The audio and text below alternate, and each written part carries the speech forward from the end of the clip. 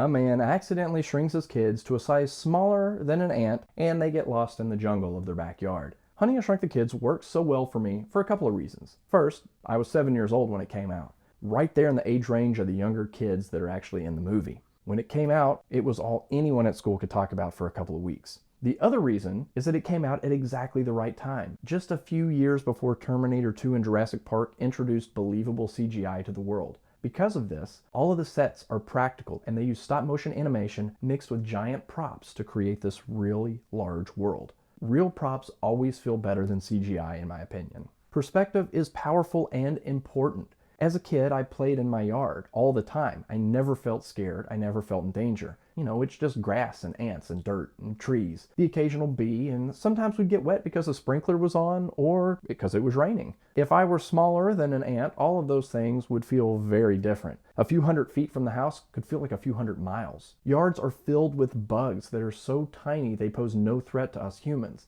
That if you were smaller than those bugs and you could see all of their unhuman-like features up close, things would be much more terrifying. Now, first and foremost, Honey, I Shrunk the Kids is an adventure film. 4 young kids must navigate the massive rainforest jungle of their backyard while trying to notify their parents, who are now hundreds of times larger than them, that they have been shrunk. Literally everything in this movie is a hazard to these kids, and around every corner is a new adventure, a new danger, and a new problem that must be overcome. We get a surprising level of character development as all 4 of these kids have emotional baggage with each other that comes into play. It's the cool kids versus the nerds. It's the siblings versus the siblings. There's some love interest and even just, competitive neighbors. Rick Moranis is billed as the star of the film, and he's great as always playing a lovable nerd, but the true star are the 4 kids who get shrunk and stuck in the backyard. The film is a visual masterpiece that holds up surprisingly well over 30 years later. My young daughter, who rarely likes movies that I show her, was very invested in this movie. She loves seeing giant set pieces, big screws, the massive broom, a tiny couch, a cute ant, a giant oatmeal cream pie, a massive Lego, and blades of grass as tall as skyscrapers.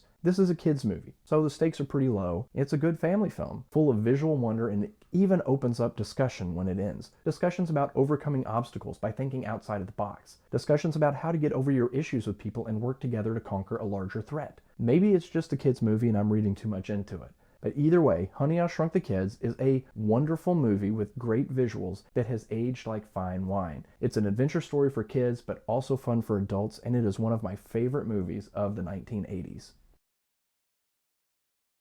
Befriending an ant, running from a broom, planning a weekend camping trip, playing with lasers, taking cover under a blade of grass, talking on a blue landline phone,